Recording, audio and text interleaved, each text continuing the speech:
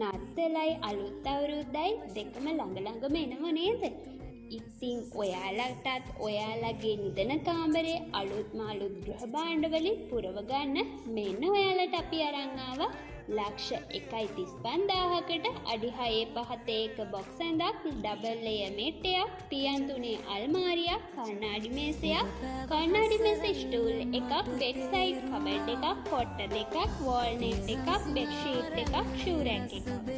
ඉතින් ඔයාලට මේ අයිටම් සේරම රුපියල් ලක්ෂ 1,35,000කට ගෙදරටම ගෙන්න ගන්න පුළුවන්.